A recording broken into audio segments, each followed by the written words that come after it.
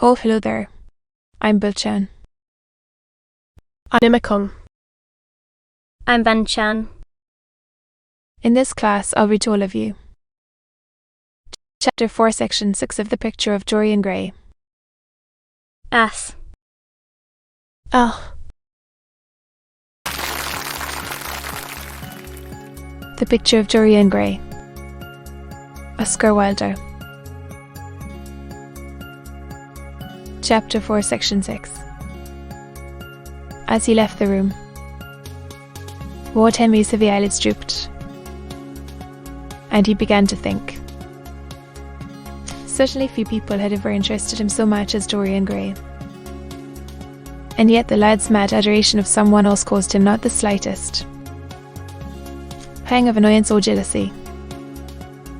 He was pleased by it. It made it a more interesting study. He had been always enthralled by the methods of natural science, but the ordinary subject matter of that science had seemed to him trivial and of no import. And so he had begun by vivisecting himself, as he had ended by vivisecting others. Human life had appeared to him the one thing worth investigating. Compared to it, there was nothing else of any value. It was true that as one washed life in its curious crucible of pain and glitter, one could not wear over one's face a mask of glass. Nor keep the sulphurous fumes from troubling the brain and making the imagination turbid with monstrous fancies and misshapen dreams. There were poisons so subtle that to know their properties one had to sicken of.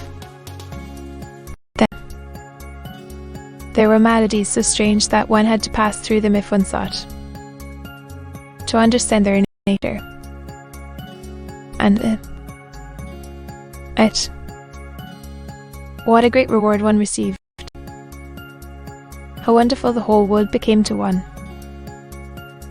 To note the curious hard logic of passion, and the emotional cloud life of the intellect, to observe where they met, and where they separated.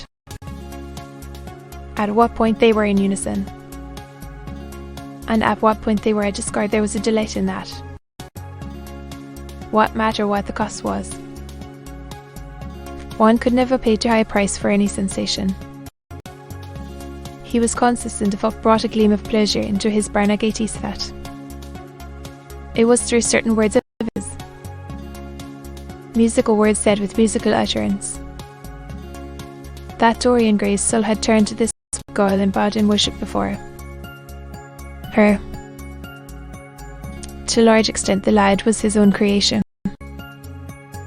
He had made him premature. That was something. Ordinary people waited till life disclosed to them its secrets.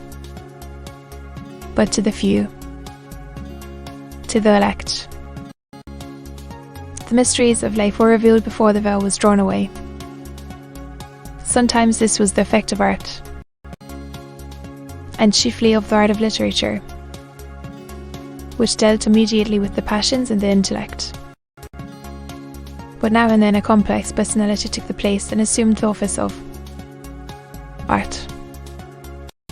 It was indeed, in its way, a real work of art, life having its elaborate masterpieces, just as poetry has, or sculpture, or painting. Yes, the lad was premature. He was gathering his harvest while it was yet spring. The pulse and passion of youth were in him, but he was becoming self-conscious. It was delightful to watch him, with his beautiful face and his beautiful soul. He was a thing to wonder at. It was no matter how it all ended, or was destined to end. He was like one of those gracious figures in a pageant or a play, whose joys seemed to be remote from one, but whose sorrows stir one's sense of beauty, whose wounds are like red roses, sullen body, Woody and Sal, how mysterious they were. There was animalism in the soul, and the body had its moments of spirituality. The senses could refine, and the intellect could degrade.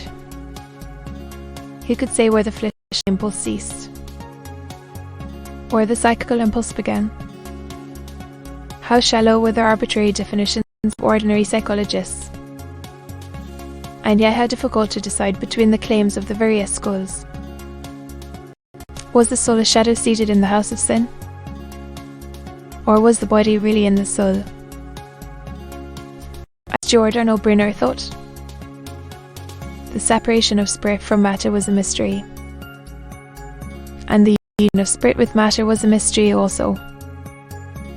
He began to wonder whether we could ever make psychology so absolute a science that each little spring of life would be real to us, as it was.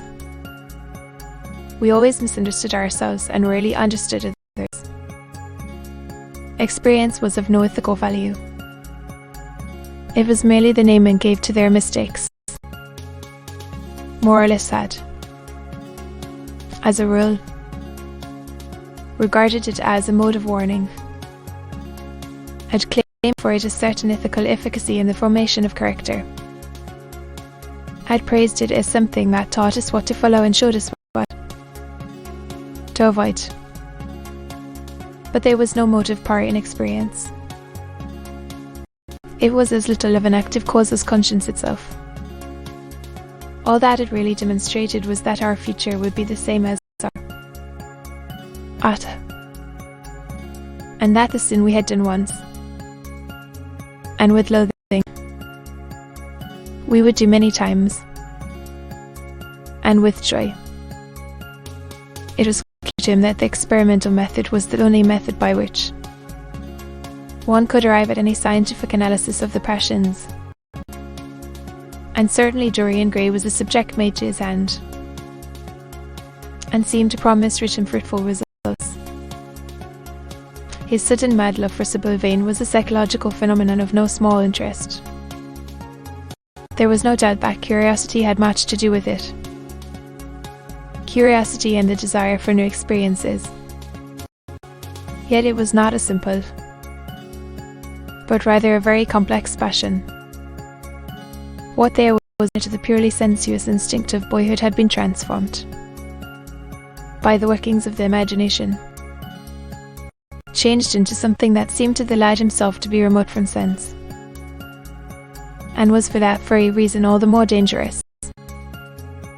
It was the passions about whose origin we deceived ourselves that tyrannized most strongly over our weakest motives, those of whose nature we were conscious. It often happened that when we thought we were experimenting on others, we were really experimenting on ourselves.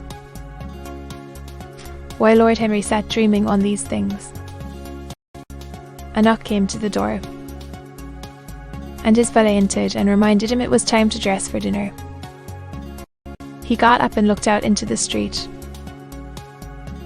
The sunset had smitten into scarlet gold the upper windows of the houses opposite. The panes glowed like plates of heated metal. The sky above was like a faded rose.